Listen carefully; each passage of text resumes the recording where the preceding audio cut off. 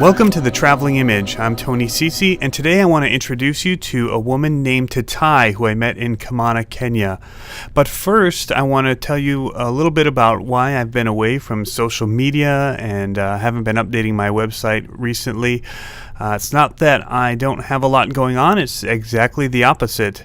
And I've been really busy recently and decided that I just want to take a short little break from social media and website and, spend more time with my family and working on a hobby that I've picked up. And my brain just needed a little bit of a break from all the posting and the time that it takes to keep a presence online going.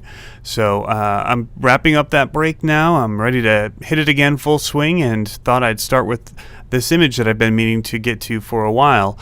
And what I really wanted to talk about with this image is the lighting. A lot of times I'll look at people's images, and I love to look at images and photographs and art that people create online and try and figure out how they did it.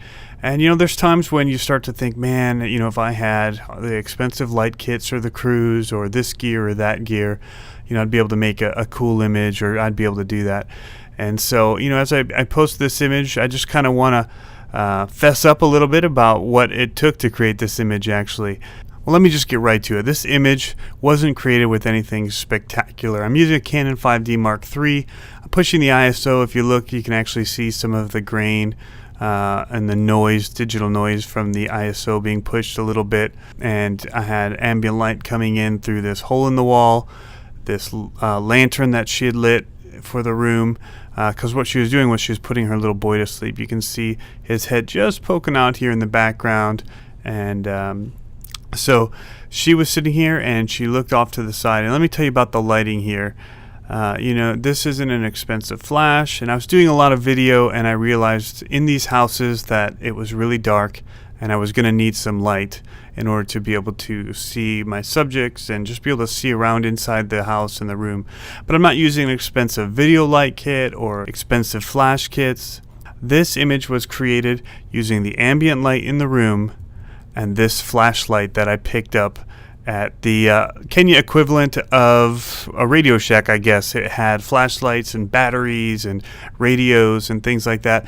And this flashlight is charged by using the solar panel, which is awesome for me traveling because there's usually plenty of sun the places that I go to, and Kenya is no exception. The sun was shining and hot and beating down on us most of the time. So I had a readily available power source at all times, as long as it wasn't night. And the light itself lasted a long time on the batteries. And these are sold because the people need to be able to see at night and walk the trails, but also it acts as a power source. It's got a USB here on the side where you can plug in a phone or other device that you may need to charge. So this image, like I said, I just wanted to explain a little bit about it because there's nothing magical that's happening here, except there's a moment, and it's just being able to read the moment and have whatever tools available to be able to create an image. I particularly like this image. I like this beam of light. It shows the smoke that's in the room because they use a fire to cook their meals inside their house, and so it creates this smoke, which isn't healthy for them. It's not good for the children, and that's something that we're trying to teach them about. You can see this box here where she keeps her valuable possessions. It's not a very large box, but it's able to, when she's out at the farm, she's able to lock it up because there's nobody back at the house to guard what is important to her.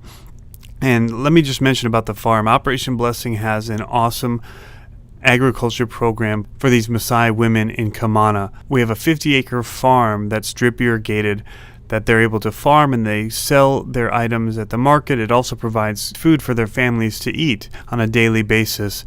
And so it's an exciting program, and Titai is one of the leaders of the groups. The groups are 12 women, and so they are responsible for a certain part of the farm, the vegetables, being able to sell them at the market, and then divvying up the money. And so she's like the treasurer of her group, and she's well known among the people in this village and highly respected. But I'm really honored to be able to work for an organization that's having such an impact on the lives of women like Titai and her family.